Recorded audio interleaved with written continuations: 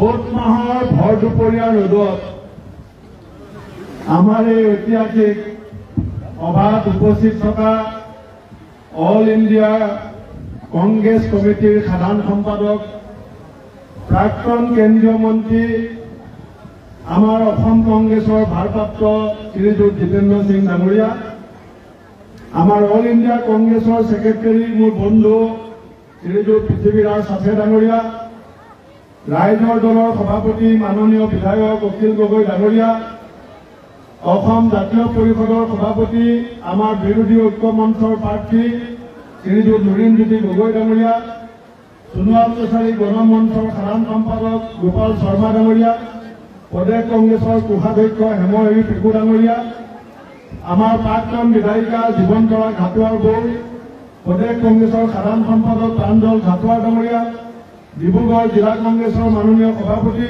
প্ৰমুখ্যে আমাৰ মঞ্চত উপবিষ্ট বিৰোধী দলৰ নেতাসকল, প্ৰাক্তন মন্ত্ৰী ভৱেন বৰুৱা ডাঙৰীয়া, পৰম পূজনীয় ৰাইজ, সাংবাদিক বন্ধুসকল, মই আগৰ পৰাই কৈছো যে ডিব্ৰুগড়ৰ 19 তাৰিখে আমি নৰেন্দ্ৰজ্যোতি গগৈ ডাঙৰীয়াৰ পক্ষত যিখিনি মানুহে নিৰ্বাচন খেলিছো, যুঁজিবলৈ ওলাইছো, এইখন অকল ডিব্ৰুগড় তিনিচুকীয়াৰ মানুহৰ যুঁজ নহয়, এইখন অসমৰ সকলো অসমীয়াত্মক ভাল পোৱা, জাতিক ভাল পোৱা, জাতিৰ ভৱিষ্যতক লৈ চিন্তা কৰা মানুহৰ যুঁজ। আমি গোটেই অসমৰ বিৰোধী ঐক্য মঞ্চই আমি সৰ্বানন্দ সোণোৱাল ডাঙৰীয়াক কিয় বেয়া পাওঁ? গোপীনাথ বৰদলৈ ডাঙৰীয়া মুখ্যমন্ত্ৰী হ'ল, তেওঁৰ নাম অসমৰ ইতিহাসত সোণালী আখৰে লিখা আছে। সোণোৱাল ডাঙৰীয়াই অসমৰ একমাত্ৰ প্ৰাক্তন মুখ্যমন্ত্ৰী, যিজন মুখ্যমন্ত্ৰীৰ কাৰ্যকালত 5জন অসমীয়াৰ সন্তানে জাতিৰ স্বাৰ্থত ৰাজপথত আন্দোলন কৰিবলৈ যাওঁতে তেওঁলোকৰ বুকুৰ কেঁচা তেজ দিছপুৰৰ মাটিত ঢালি দিবলগীয়া হৈছিল। আজি 19 তাৰিখে ডিব্ৰুগড়ৰ মানুহে জাহাজৰ চিনত ভোট দিয়াটো, চাম ষ্টাফৰ যি মৃত্যু, দীপাঞ্জল দাসৰ যি মৃত্যু, দ্বিজেন্দ্ৰ পাংগিঙৰ যি মৃত্যু, ঈশা নায়কৰ যি মৃত্যু, আব্দুল আলিমৰ যি মৃত্যু, সেই মৃত্যুৰ প্ৰতি আমি শ্ৰদ্ধাঞ্জলি জনোৱা হ'ব। আমি সেই শ্বহীদক শ্ৰদ্ধাঞ্জলি জনাব লাগিব।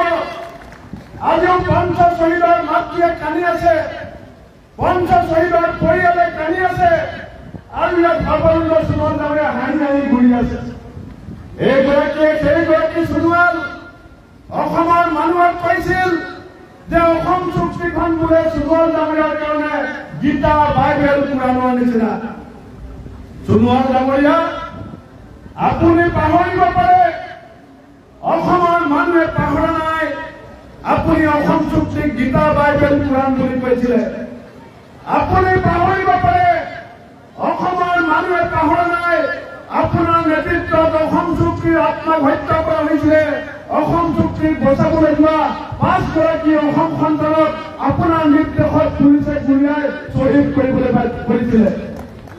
ৰাইজ, এবাৰ যোনে বিশ্বাসঘাতকতা কৰে, তাক যদি সেইজন ব্যক্তিক যদি আমি বাৰে বাৰে বিশ্বাস কৰো, আমাৰ জাতিৰ ভৱিষ্যত বিপদাপন্ন হ'ব। কিমান প্ৰতিশ্ৰুতি দিছিলে 6 জনগোষ্ঠী, আহোমসকলক, মটকসকলক, মৰাণসকলক, চুতীয়াসকলক, 4 জনগোষ্ঠীক, কোচ ৰাজবংশীক 6 মাহৰ ভিতৰত এইগৰাকী সোণোৱাল ডাঙৰীয়াই জনজাতি মৰ্যাদা দিম বুলি কৈছিলে। এইগৰাকী সোণোৱাল ডাঙৰীয়াই অসমৰ মানুহক কৈছিলে যে ব্ৰহ্মপুত্ৰখন খান্দি পেলাব আৰু 2 পাৰে 2টা এক্সপ্ৰেছ হাইৱে বনাই দিব। ৰাইজ কৈছিলে নাই কওক? ব্ৰহ্মপুত্ৰৰ পৰা দলং বনাম বুলি কৈ মাজুলীৰ পৰা আমলে হ'ল, ব্ৰহ্মপুত্ৰৰ খান্দি দিম বুলি লখিমপুৰৰ পৰা এমপি হ'ল, 4 জনগোষ্ঠীৰ মজুৰি বঢ়াই দিম বুলি ডিব্ৰুগড়ৰ পৰা এমপি হ'ল। এবাৰৰ পাছত এবাৰ মিছা কথাৰ পাছত মিছা কথা, মিছা কথাৰ পাছত মিছা কথা, প্ৰতাৰণাৰ পাছত প্ৰতাৰণা কৰি সেইজন জাতীয় নায়ক আজি খলনায়কলৈ পৰ্যবেক্ষিত হৈছে।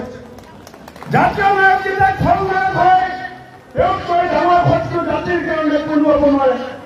অসমৰ যুৱ প্ৰজন্মক অসমৰ মহিলাসকলক, অসমৰ ছাত্ৰ ছাত্ৰীক, অসমৰ জ্যেষ্ঠ নাগৰিকক, খেতিয়কক, শ্ৰমিকক সোণোৱাল ডাঙৰীয়াৰ নেতৃত্বত বিজেপিয়ে যি প্ৰতাৰণা কৰিলে, সেই প্ৰতাৰণাৰ প্ৰতিশোধ ল'বৰ কাৰণে মই ডিব্ৰুগড়, লখিমপুৰৰ, ডিব্ৰুগড়, তিনিচুকীয়া ৰাইজক মই কৰজোৰে প্ৰাৰ্থনা জনাইছো। ৰাইজ, এইবাৰত আপুনি ভোটদাতা নহয়, এইবাৰ আপুনি ভোটদাতা নহয়, এইবাৰ আপোনালোক হিতাধিকাৰী নহয়।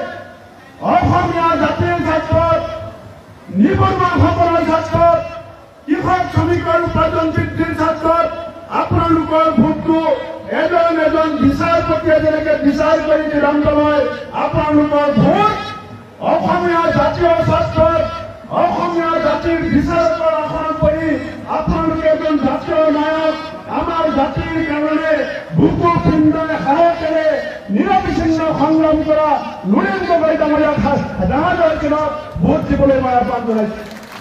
বহুতে মোক কয়, বহুতে মোক সোধে যে আপুনি কংগ্ৰেছ দলৰ সভাপতি, আপোনাৰ হাতৰ চিন, আপুনি চাৰিওফালে হাতৰ চিনত ইলেকশ্যন খেলিছে, আপুনি ডিব্ৰুগড় হাতখন কি কৰিলে? चार मुझे पूछता है जब कांग्रेस का सभापति अपना हाथ का सिंबल कहा गया? राजनीति में व्यक्तिगत हित का बात जरूर होता है, राजनीति में अपना दल का बात, हित का बात जरूर होता है, लेकिन हम कांग्रेस दल ने, जितेंद्र सिंह जी ने, राहुल गांधी जी ने अपना बात नहीं सोचा, दल का बात नहीं सोचा, आसाम का बात सोच के, आसाम का जनता का दिल का धड़कन समझ के हमने इस बार जहाज का सिंबल में लुरिण गगৈ को समर्थन किया है। हमने अपोज नहीं किया, हमने कंट्रीब्यूट किया है। हमने आसाम का जनता का नाम रखने के लिए, आसाम का जनता का साथ जिसने झुका किया, जिस सवर्ण सुवर्ण ने जनता का साथ, आसाम मुक्ति का साथ झुका किया, उसको जनता का अदालत में खड़ा करके उसको सजा देने के लिए हमने लुरिण गगৈ जी को समर्थन किया है।